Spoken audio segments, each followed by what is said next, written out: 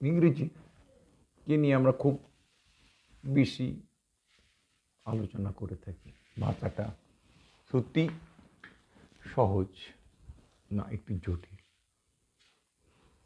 এই ব্যাপারে তো তর্ক বিতর্ক থেকেই থাকবে, কিন্তু মুদ্রা কথা হচ্ছে আমাদের স্কুল জীবন বা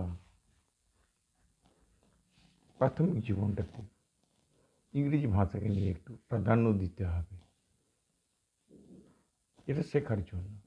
নিশ্চয়ই যে কোনো ভাষায় তার নিয়ম থেকে থাকে, সেই নিয়মটাকে অনুসরণ করতে হবে। সেটাকে আমরা সঠিকভাবে অনুসরণ না করে আমরা পরবর্তীকালে ইংরেজি ভাষা নিয়ে একটু বেশি আগ্রহ প্রকাশ করে থাকি এই ভাষাটাতে দখল পাওয়ার জন্য। কিন্তু এটা আদৌ সম্ভব হয় কি না, এটা একটা প্রশ্ন জেগেই থাকে, কিন্তু উত্তর সচরাচর সহজভাবে দেওয়া যায় না।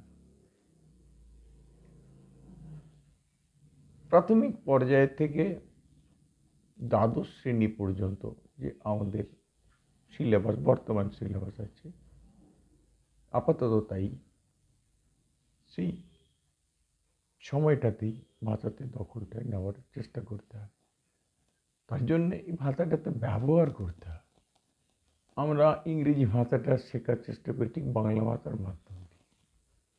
তার ফলস্বরূপ একটাই বোঝা যায়, আমরা বাংলাটাই বেশি বুঝে যাই, ইংরেজিটার অর্থটা ততটা পরিষ্কারভাবে বুঝতে পারি না। এবং তার ফলস্বরূপ আমরা পরবর্তী গিয়ে সাফল্যতা অর্জন করি ঠিক মানপত্রের মাধ্যম দিয়ে, কিন্তু জ্ঞানপত্র নয়। সেটাকেই একটু নজর দিয়ে বা একাগ্রতার সঙ্গে অনুসরণ করলে বা অধ্যয়ন করলে এগিয়ে যাওয়া যায়। কিন্তু ওটা হচ্ছে না কেন, সেটা নিয়েই অনেক বিতর্ক থেকেই যাচ্ছে। কিন্তু আমি এর সঠিক উত্তর এক কথাই দিতে পারি না। আমি এটাই বলবো, সমানভাবে ভাষাটাকে ব্যবহার করতে হবে, প্রথম থেকে চেষ্টা করতে হবে এবং সঠিকভাবে এগোতে হবে।